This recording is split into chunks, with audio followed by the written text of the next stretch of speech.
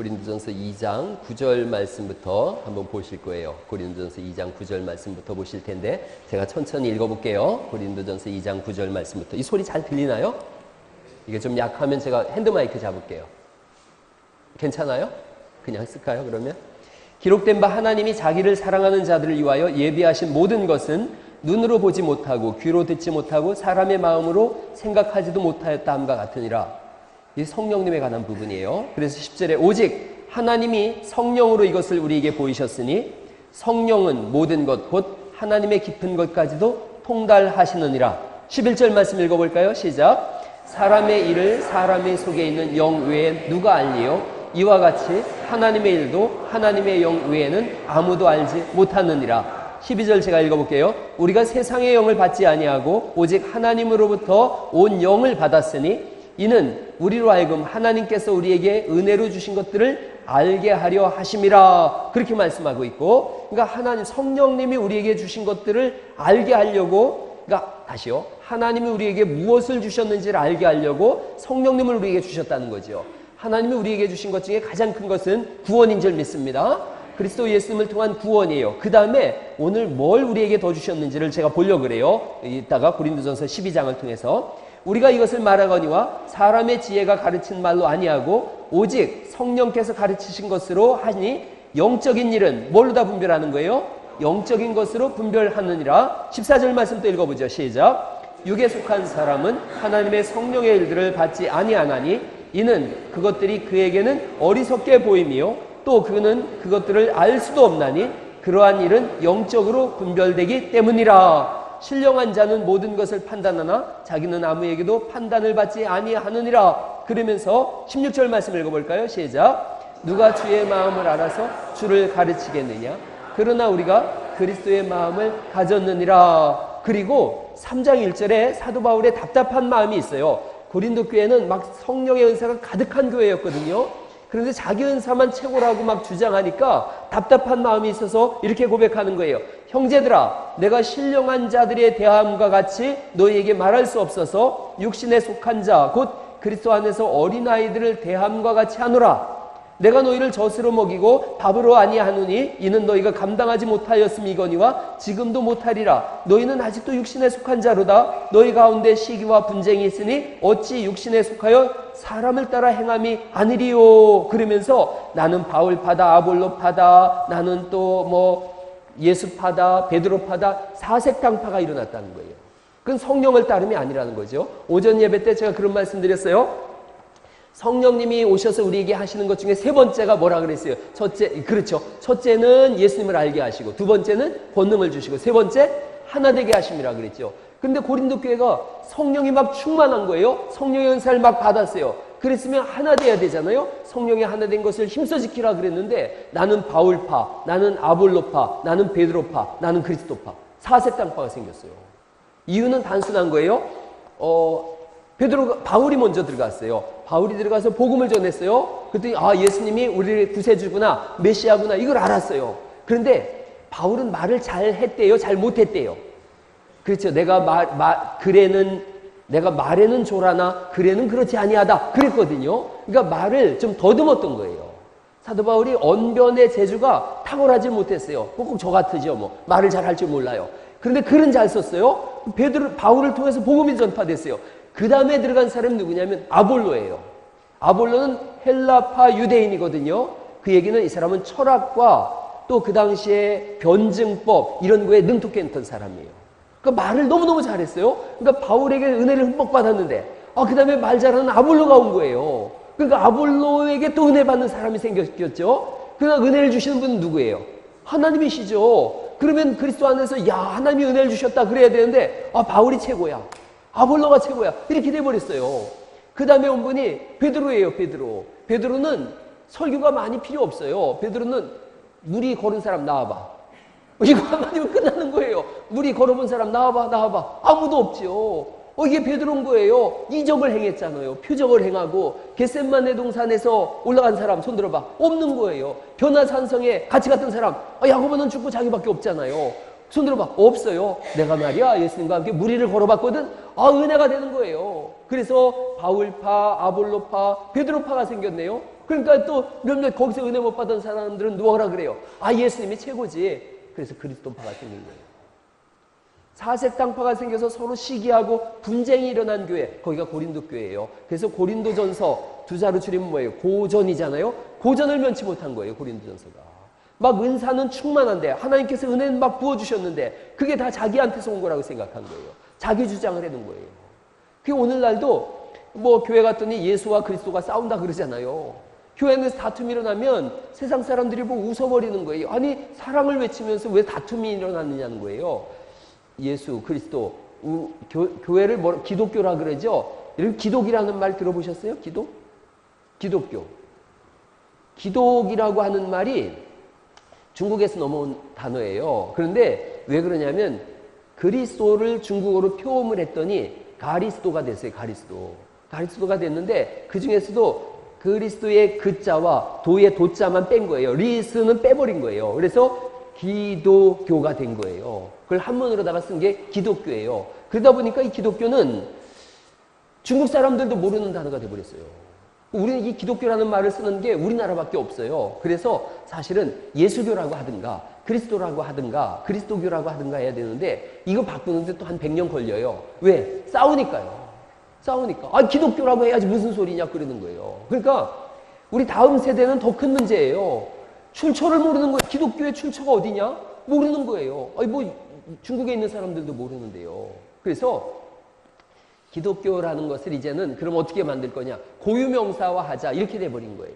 그러니까 정확한 명칭은 사실은 기독교 대한복음교회 뭐 이렇게 하기보다는 예수교 대한 뭐 복음교회 이렇게 가는 게 좋죠. 그 기독이라는 단어를 어느 시점에 쓴가 서서히 좀 바꿔가야 돼요. 예수교 얼마나 좋아요. 우리가 예수님 믿는 교회니까요. 그리스도교 근데 사실은 그리스도교가 참 좋은 거죠. 근데 싸움이 일어나는 거예요. 찬송가조차도 이게 이 찬송가를 왜 그렇게 글자 한두 개만 바꿔놔가지고 우리 권사님 같은 경우는 찬송가를 거의 외워서 부르시는데 그 외운 찬송에 그냥 한두 개를 바꿔놔가지고는 찬송을 하다가 새벽 예배 때 찬송을 하다 멈추시고 그러는 거예요.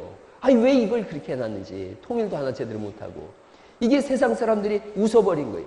교회 안에 다툼이 있는 거예요. 싸움이 있는 거예요.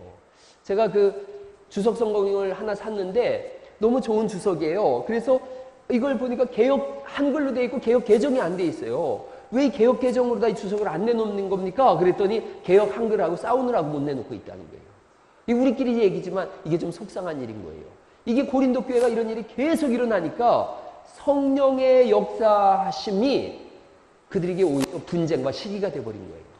여러분 우리 교회는 성령 안에서 하나됨을 날마다 주장하고 진짜로 하나로 살아갈 수 있기를 간절히 바랍니다. 예수 안에서 우리가 하나인 거죠. 이게 지금 고린도 교회의 문제예요. 그러다 보니까 성령의 은사가 다양하게 드러났는데 그 은사를 가지고 자기 은사가 크다고 소리를 지르기 시작했어요. 성령의 은사에 대해서 고린도전서 12장이 말씀하고 있는데 한번 12장 말씀을 한번 볼까요? 고린도전서 12장 말씀을 한번 보실게요. 12장 1절에 형제들아 신령한 것에 대하여 나는 너희가 알지 못하기를 원하지 아니하노니 그랬어요. 그러니까 신령한 것은 성령님이 하시는 거예요. 그거 성령님이 주시는 은사에 대해서 알지 못하기를 원하지 아니하노니 그랬으니까 꼭 알아야 된다는 거죠. 꼭 알아야 된다는 거예요. 너희도 알거니와 너희가 이방인으로 있을 때에 말 못하는 우상에게 끄는 그대로 끌려갔느니라. 그러면서 3절을 한번 읽어보시죠. 마이크 볼륨 좀 더 올려줘요. 3절 시작.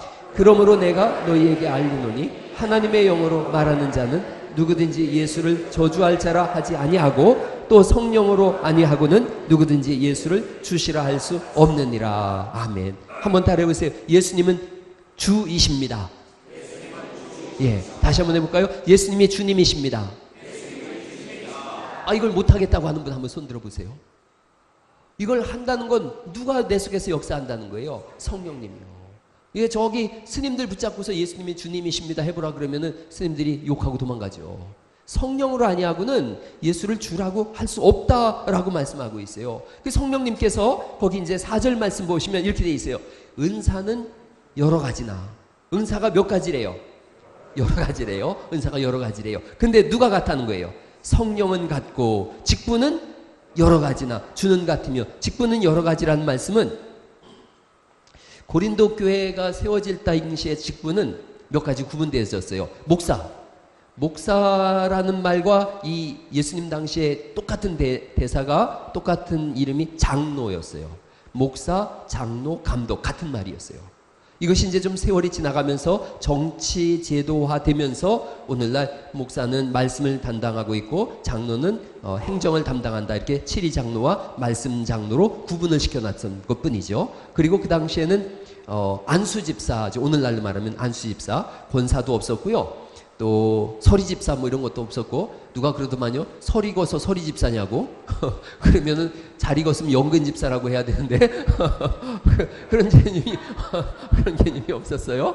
그런 개념이 없었고 그냥 목사와 집사로 한다 이렇게 돼 있었어요. 이게 전도사 뭐 부목사 이런 얘기도 없었죠. 그러나 이제 오늘날 교회가 체제화되고 체계화되면서 분리되어진 거죠. 그것은 좋은 거라고 생각해요. 그래서 교회 행정을 잘 이뤄갈 수 있도록 그렇게 세워진 거죠. 자, 직분은 여러 가지나 주는 같으며 또 사역은 여러 가지나 모든 것을 모든 사람 가운데서 이루시는 하나님은 같으니 사역도 여러 가지예요. 우리 교회에서 차량 봉사하는 분이 있어요. 주방 봉사하는 분이 있어요. 청소하는 분이 있고 말씀 전하는 사람이 있고 청가대, 찬양대, 오케스트라 다 있어요. 이 사역은 여러 가지예요. 사역에 높고 낮음이 있을까요? 없어요. 사역은 높고 낮음이 없어요. 목사는 구별이지 차별이 아니에요. 차별된 사람, 그래서 이렇게 아니에요. 그냥 말씀을 전하라고 구별시켜 놓은 사람일 뿐이에요. 찬양대 구별된 사람이지 차별된 사람이 아니에요. 그래서 우리는 높은 데서 예배하고 니들은 낮은 데서 예배해 이러면 안 된다는 거죠. 여러분, 교회 안에는 높고 낮음이 없음을 믿으시기 바랍니다. 그게 얼마나 중요한 건데요. 아주 중요한 거예요. 이걸 잘못 호도하게 되어지면 이걸 직분을 계급으로 생각한다니까요. 그래서 니네 교회는 너 계급이 뭐야? 그럼 나 장로야. 그래? 그러면 제일 높은 거야? 그렇지? 뭐 이러고 너 계급이 뭐야? 안수 집사인데 이번에 장로 따야 돼. 그렇게 나가는 거예요. 뭔가 이게 좀 계급으로 잘못 생각하고 있는 거예요. 아니에요. 그리스도 예수 안에서 제일 좋은 직분은, 제일 좋은 호칭은 성도임을 믿으시기 바랍니다. 한번 옆 사람한테 알려주세요. 나는 성도입니다. 그럼요. 가짜 목사 있을 수 있고 가짜 장로, 가짜 안수집사, 가짜 권사 있을 수 있어요. 그러나 가짜 성도는 없어요. 가짜 성도라는 말은 어불성설인 거예요. 가짜면서 성도다 이런 일은 없어요. 가짜면 안 성도든가 성도면 진짜든가. 그렇죠? 그러니까 한번 옆 사람한테 자기의 정체성을 한번 알려주세요. 나는 진짜 성도요. 이런 얘기를 안 하는 사람은 뭐요? 안 하는 사람, 니들은 왜 안 하냐? 가짜요 지금? 가짜요 진짜.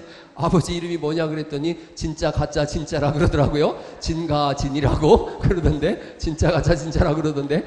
한번 해보세요. 옆 사람한테. 나는 진짜 성도입니다. 그럼요. 여러분 진짜 성도 될 수 있기를 간절히 바랍니다. 예, 가짜 목사도 지옥 가고 가짜 장로도 지옥 가고 가짜 권사, 가짜 안수집사 다 지옥 가지만 진짜 성도는 천국 가는 줄 믿습니다. 진짜인 거예요, 진짜. 더불어 우리 교회 직분자들도 진짜인 줄 믿으시기 바랍니다. 네, 오늘 5시에 장로님들, 당회원들 식사가 있습니다. 그러니까 5시까지 김조연 장로님 꼭 5시에 권사님하고 함께 오셔요. 또 혼자 또 이렇게 막 털레털레 이렇게 오지 마시고요. 선생님 손 꼭 붙잡고서, 손 붙잡고, 권사 나 만나가지고 호강하지? 그러고서 모시고 오세요, 장로님. 모시고 이렇게 가세요. 5시에 그렇게. 예. 그러니까 직분은 여러 가지인데 하나님이 다 하시는 거예요. 또 7절이죠. 각 사람에게 성령을 나타내심은 뭐 하려고요? 이게 되게 중요한 거예요. 유익하게 하려고. 성령의 은사를 우리에게 주셨어요. 유익하게 하려고. 유익은 내 쪽에서의 유익이에요? 남 쪽에서의 유익이에요? 네. 둘 다 유익이 있어요. 둘 다. 나도 유익, 남도 유익. 그게 유익인 거예요. 더불어 이게 우리 여산송 씨의 시조가 유자 익자공이에요. 송유익공. 그래서 이름부터가 우리의 후손 대대로 남에게 유익을 끼치는 삶을 살아라. 그러셨을 것 같아요, 느낌에. 어쨌든. 자, 8절이죠, 이제. 그래서 어떻게 유익을 끼치느냐면 어떤 사람에게는 성령으로 말미암아 뭘 주셨다는 거예요? 지혜의 말씀을. 그런데 여러분 다시 한번 여기쯤에서 해석을 들어가기 전에 생각해 보세요. 오전에 제가 그런 말씀 드렸어요. 성령님이 우리에게 오시면 누구를 알게 하신다 그랬어요. 첫 번째, 예수님을 알게 하신다 그랬어요. 모든 성경은 누구에 대한 말씀이라 그랬어요? 예수님에 대해서. 그렇다면 여기 본문도 마찬가지죠. 성령님이 우리에게 오셔서 유익을 주는데 우리에게 깨닫게 한다면, 지혜의 말씀을 깨닫게 한다면 어떤 지혜의 말씀인가? 성경을 읽을 때 깨달아지게 하는 거예요. 성경을 읽을 때 누구를 발견하게 되는 거예요? 예수님을 발견하게 되는 거예요. 그게 지혜의 말씀이에요. 또 어떤 사람에게는 같은 성경을 따라 지식의 말씀을, 성경을 잘 깨달았어요. 그 성경을 잘 암송하고 있거나 그렇게 했다가 전달할 수 있는 거예요. 지혜의 말씀과 지식의 말씀을. 다른 사람에게는 같은 성령으로 뭐를 주셨다는 거예요? 믿음을. 믿음도 두 가지가 있어요. 우리가 구원 얻는 믿음이 있지만 또 믿는 자에게는 이런 표적이 따르리니 라고 하는 어떤 은사적 측면에서의 믿음도 있어요. 여러분 또 읽어보시죠. 어떤 사람에게는 한 성령으로 뭘 또 주셨다는 거예요? 병 고치는 은사를. 그러니까 교회 안에는 이런 다양한 은사를 주셨는데 목사가 꼭 병 고치는 은사를 가져야 될 이유는 없어요. 누가 가지면 되는 거예요? 성도님들이 가지면 되는 거예요. 그래서 예를 들어서 우리 양미경 원사님이 병 고치는 은사가 있다. 그러면 제가 신방 갈 때 누구 모시고 가면 돼요? 누가 아픈 사람이 있으면 양미경 원사님 같이 신방 가시죠. 그래가지고 목사는 아무리 손을 얹어도 안 낫는데 양 원사님이 이렇게 손을 탁 얹으면은 딱 나. 그럼 사람들이 또 어떻게 생각해요? 보는 거에 사람들은 집중돼 있어가지고 양 권사님이 목사보다 신령해. 또 이렇게 가는 거예요? 그게 아니라 지금 뭐에 대한 말씀을 하는 거예요? 은사적 측면인 거예요. 은사적 측면.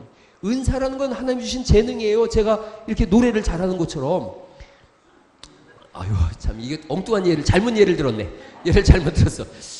여러분 제가 볼링을 한 번도 배워본 적이 없거든요.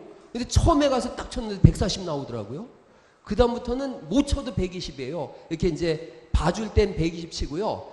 이거 한번 제대로 쳐볼까 그러면 200 나와요. 한 번 배워본 적이 없는데. 이건 은사적 측면이 좀 있는 거죠. 그런 건 운동에 관해서는 그런 게 있는 거예요.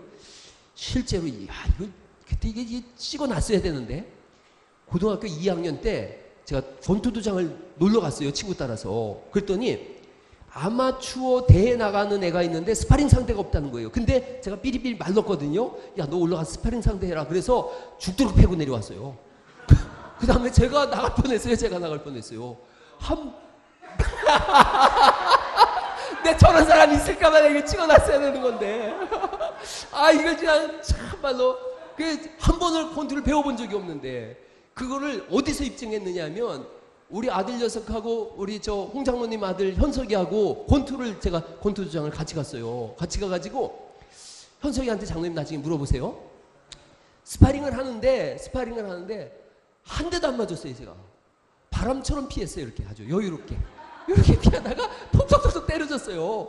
그러니까 이제 4개월쯤 지나니까 이 녀석들이 기량이 늘어가지고 제법 하더라고요. 그래서 권투는 그만하자. 그러고 나왔죠. 제가 그랬어요. 이거는 뭔가 좀 운동을 저기 야구선수 둘이 있잖아요. 아무리 열심히 해도 되는 사람이 있는가 하면 설렁설렁해도 잘 되는 사람이 있어요. 은사적 측면이 있는 거예요. 이종호 집사님 봐봐요. 이렇게 보면 운동 하나도 못하게 생겼잖아요. 꼭 이렇게 도그 풋처럼 생겼잖아요. 그쵸? 일명 그 전문용어로 개발이라 그래요. 그래서 얼마나 잘했는데요. 이런 게 있는 거예요. 근데 이걸 가지고 내가 신령해. 이렇게 나가면 안 된다는 거예요. 교회 안에서 여러분 공부도 은사인 거 아세요? 공부도?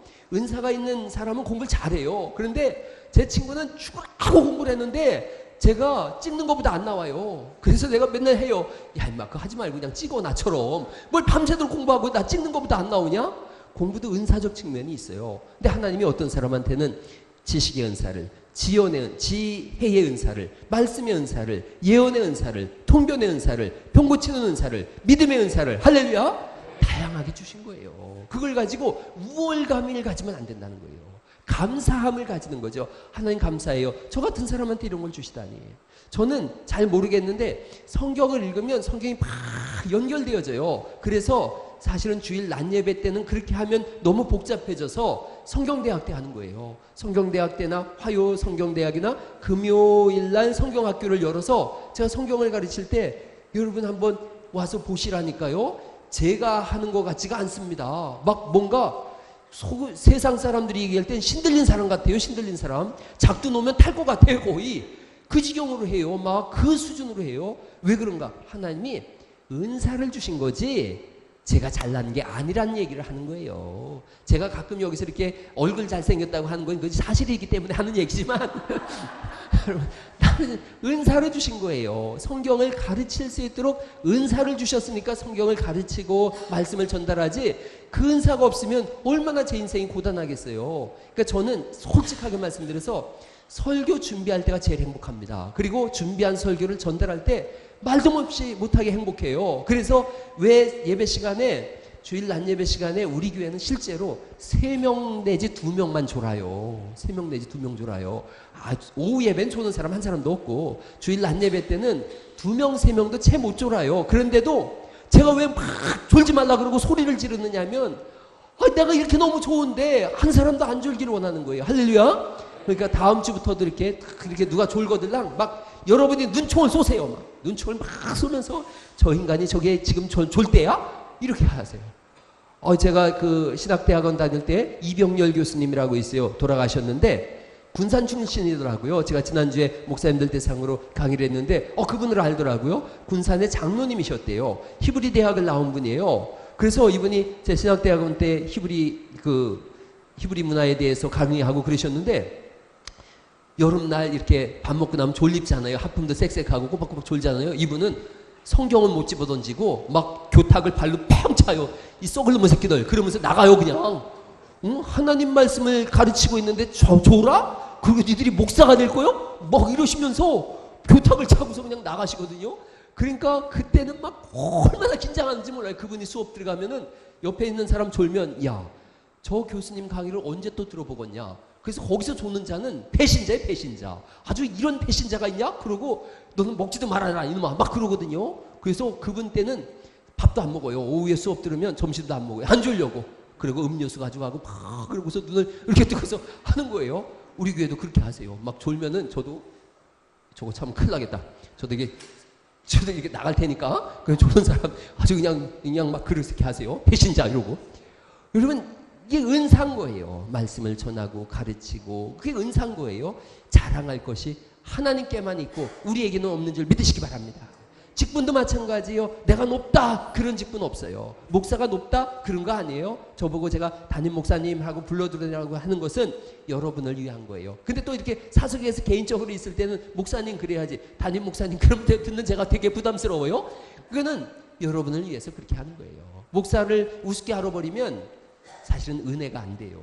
그래서 여러분을 위해서 그래라 그러는 거지, 뭐 이제 53살 된 젊은 사람이 뭐 높아지려고 그러고 어깨에 힘주려고 그러고 그런 생각 1도 없어요. 하나도 없어요. 저는 천국에 가면은 저한테 목사라 그러면 그 사람 안 볼 거예요. 천국에 딱 가면은 제가 뭐라 그럴 거냐면은, 원석영, 저 이렇게 할 거예요. 홍준이 왔냐? 이렇게 하셔야 돼요. 거기서도. 네, 그렇게 하셔야지. 거기서 또 이렇게 천국에 가가지고, 아이고 목사님 그래버리면은 저랑 한 1억 년 정도는 헤어져 있을 생각 하셔야 돼요. 그럼요. 그렇게 할 거예요. 저는. 용만형 그러면서 그때 장로해가지고 힘드셨죠? 저한테 그 신앙생활 하는 거 애먹었죠? 그러면 야, 너 때문에 내가 죽을 뻔했어요. 야식 때려 그때. 그렇게 하시는 거예요. 그렇게 하시는 거고. 김조현 장로님도 제가 천국에 가면 형님이라고 할게요. 형님. 얼마나 힘드셨어요. 야, 너 나 놀려먹는 재미로 살았지? 이리 와. 너 한 1000만 년만 나한테 놀림 받아라. 그렇게 하시고. 그게 교회고 그게 가족인 거죠. 언제까지 뭐 제가 목사님 이러고 살겠어요? 은퇴하면 저한테 목사라고 하지 말라고 제가 그랬어요. 원기영 알았죠? 그렇죠? 알았어? 기평형 알았죠? 은퇴했는데 저보고 목사님 그러면은 이제 저하고 보기 힘들어요. 그때는 이제 기평형 그러면 홍준이 왔냐? 이렇게 가는 거예요. 그러니까 이제 영선이 집사님은 홍준이 형 그렇게 하세요. 그럼 영선아 오냐 그렇게 하는 거죠. 그러는 거지. 뭐 언제까지 제가 목사하겠어요? 은퇴하면 끝이지. 그런 거예요. 왜 제가 이 말씀을 드리냐? 직분은 높고 낮음이 없어요. 직분이 올라갔다. 그건 뭐라는 거예요? 더 많이 섬기라는 거예요. 직분이 있을수록 여러분 머리가 이렇게 많이 숙여질 수 있기를 간절히 바랍니다. 제가 오늘 새벽에 그런 말씀 드렸어요. 저 얼마 전에 교회 집사님하고 밥을 먹었어요. 근데 집사님이 신발을 새로 샀대요. 신발을 새로 사서 신발장에 이렇게 놓는데 불안하신 거죠. 신발도 보니까 좋은 거더라고요. 그래서 이거 도둑놈이 훔쳐가면 어떡하죠? 그러길래 제가 일러 주세요. 그래가지고 내 신발하고 맨 밑에 놓았어요. 맨 밑에 놓고 밥 먹고 나오면서 제가 꺼내드렸죠. 꺼내드리면서 제가 그렇게 얘기를 했어요. 맨 밑에 놓으면 절대로 도둑을 안 맞습니다. 왜냐하면 도둑놈은 교만한 놈이라 허리를 굽힐 줄 모릅니다. 그래서 또 교만한 놈은 교만한 놈을 알아보기 때문에 위에 놓은 그 신발만 가져갑니다. 그러니까 밑에다 맨 밑에다 겸손하게 넣으시면 절대로 도둑을 맞지 않습니다. 맞아요? 틀려요? 그러니까 오늘부터 좋은 신발 사시거든요. 맨 밑바닥에 이렇게 허리를 놓고서 입으세요. 여러분, 그런 얘기도 제가 새벽에 했어요. 진리는 땅에 막 떨어져 있대요. 근데 사람들이 진리를 안 주서요. 왜? 허리 굽히기가 싫기 때문에 그런 거예요. 허리를 굽히면 진리가 보여요. 허리를 굽히면 상대방이 보여요. 제가 우리 교회 애기들하고 설교할 때 어떻게 하는지 아세요? 이렇게 하고 해요. 이렇게 하고서 이렇게 무릎을 꿇고서 이러지 않냐? 이러지 않냐? 그리고 여기 앉아서 해요. 이렇게 앉아서 이렇게 해요. 왜 그러냐? 눈높이를 맞추고 싶은 거예요. 그러면 그 아이들이 보여요. 제가 이 위에 이렇게 올라서 가지고 이렇게 서서 얘들아 이래버리면 애들이 제 얘기를 듣겠어요? 무섭다 그러지? 그런 건 거예요. 낮아지는 거예요. 올라갈수록 낮아지면 하나님이 올리세요. 여러분, 예수님이 하신 말씀 있잖아요. 잔치가 배설됐어요. 잔치 배설돼서 내가 높은 자리에 올라가야지. 그리고 높은 자리에 딱 앉아 있었어요. 그랬더니 주인이 와서 뭐라 그래요? 거기는 상석이 따로 있어. 내려와. 얼마나 창피하겠냐는 거예요. 근데 밑에 하석에 앉아 있었어요. 그랬더니 주인이 와서 아이고 여기 계시면 안 되지. 올라가시죠. 얼마나 영광이 되겠느냐는 거예요. 그래서 물은 위에서 낮은 곳으로 흐르듯이 은혜도 낮은 곳으로 흐르니 여러분 직분을 가지셨습니까? 탁월한 은사를 가지셨습니까? 유익을 위한 거구나. 나의 유익도 있지만 상대방을 유익을 위한 것이기니 이것이 자랑으로 나갈 것이 아니라 섬김으로 나가고 이것이 큰 소리 치는 곳으로 나가는 것이 아니라 손 잡아주는 곳으로 나가는 그런 교회가 되어져서 성령의 하나됨을 힘써 지키는 은혜가 있기를 예수님의 이름으로 축원합니다.